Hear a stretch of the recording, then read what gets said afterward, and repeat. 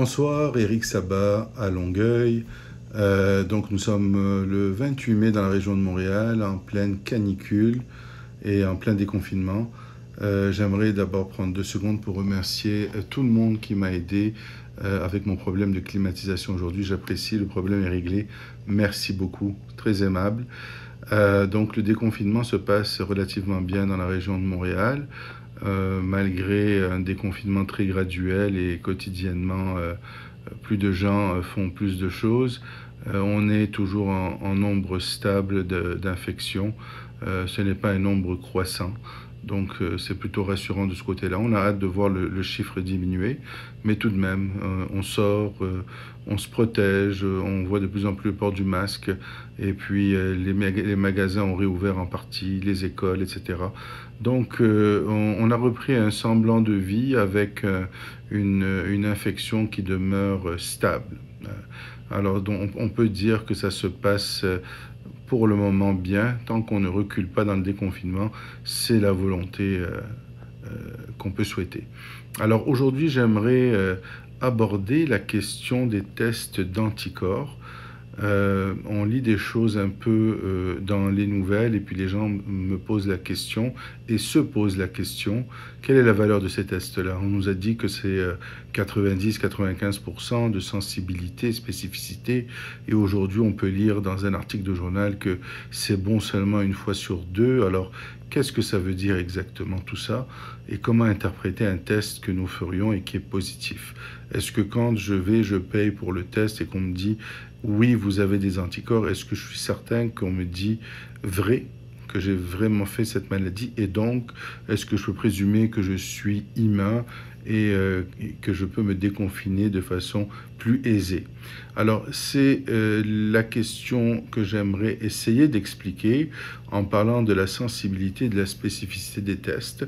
C'est un peu mathématique, j'espère ne pas vous perdre là-dessus, mais je vais tenter de vulgariser et puis bon, vous verrez ce que la conclusion veut dire. Pardonnez-moi, je suis en fin de journée. Alors voici, pour aider, j'ai fait un petit tableau ici, là. Donc le test actuel dont nous parlons, le test d'anticorps, a une sensibilité de 90%. Ça veut dire que chez les gens qui ont eu cette maladie, dans 90% du temps, on va leur trouver des anticorps et dans 10% du temps, on ne va pas leur trouver d'anticorps.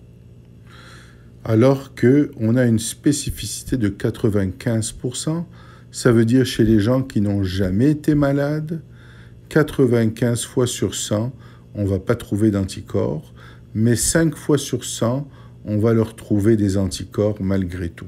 Alors, ça, c'est la valeur du test en question. Et qu'est-ce que ça peut vouloir dire quand on l'applique dans notre population actuellement? Alors, pour vous donner un exemple, j'ai pris un exemple d'une ville qui aurait 2000 habitants et j'ai estimé le taux de gens qui ont eu l'infection autour de 5%. Actuellement, on pense que c'est autour de ça dans la région de Montréal, peut-être entre 5 et 10%, mais pour les besoins de la cause, on va dire une ville où il y aurait eu 5% de malades. Ça veut donc dire que si on part d'une ville de 2000 habitants, 5% représente 100 personnes qui ont vraiment eu cette maladie dans cette ville-là. Et donc, en contrepartie, il y en a donc 1900 qui n'ont jamais eu la maladie. D'accord? Donc, on part à partir de ce principe-là, et là, on applique le test. Alors, le test, sensibilité de 90%. Ça veut dire, sur les 100 qui ont eu la maladie, on va en trouver 90 qui vont avoir des anticorps positifs dans leur sang. Et on va manquer 10 personnes qui n'auront pas d'anticorps à ce moment-là, donc négatifs. Ça représente le 90% de sensibilité. Donc, on en trouve 90 sur les 100 qui ont eu vraiment la maladie. De l'autre côté, les 1900 qui n'ont jamais été malades, on a dit qu'on a une spécificité de 95%. Ça veut dire que 95% de ces gens-là, 1805 personnes, vont pas avoir d'anticorps dans leur sang. Mais on va trouver quand même 5% qui vont tester positif alors qu'ils n'ont jamais été exposés à la maladie. Ça, c'est les limites du test. Donc, 95 personnes vont tester positif.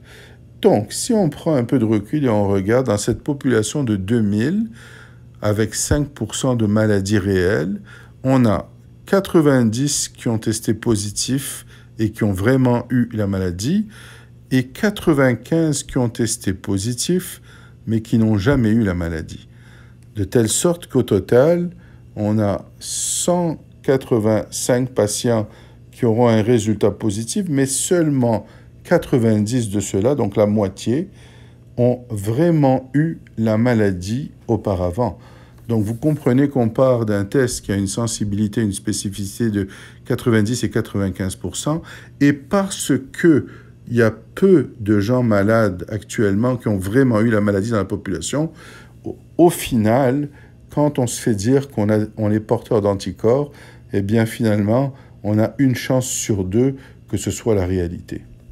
Si on se projette dans le temps maintenant, et qu'au lieu de 5% de gens malades, on a 50% des gens dans la population qui sont vraiment malades. Donc plus tard dans la pandémie.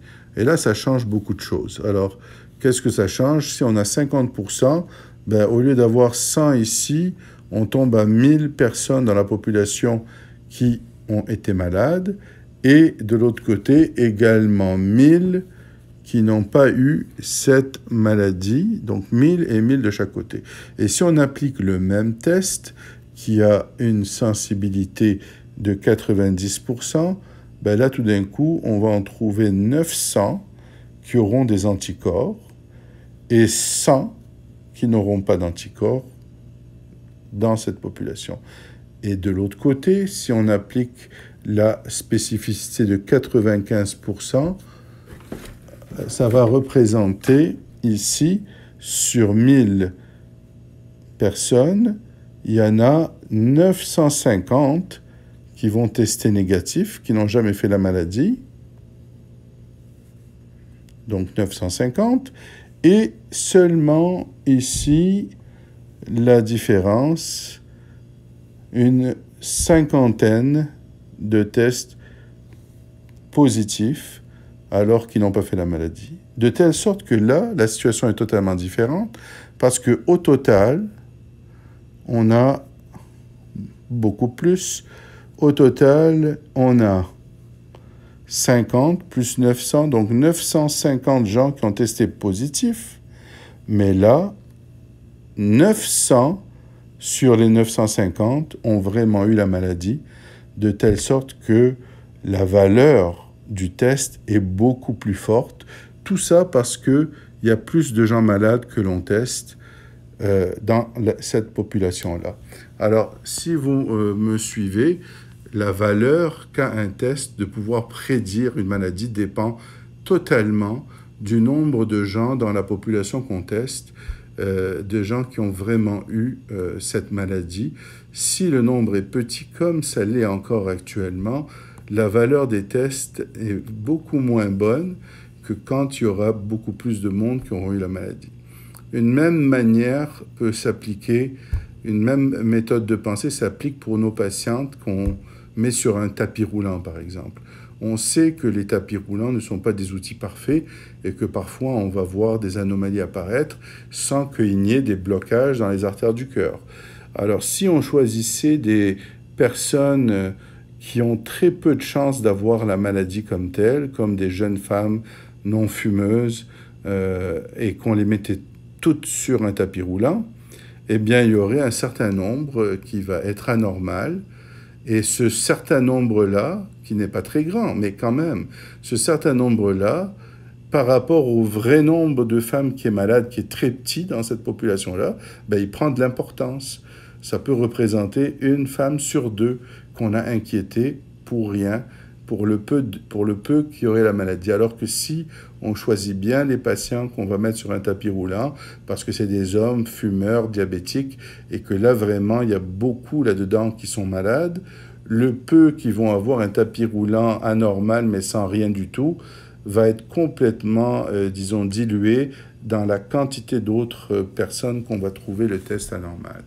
Alors voilà, c'est un peu pour vous dire que c'est peut-être un peu trop tôt pour appliquer un test de dépistage aux anticorps.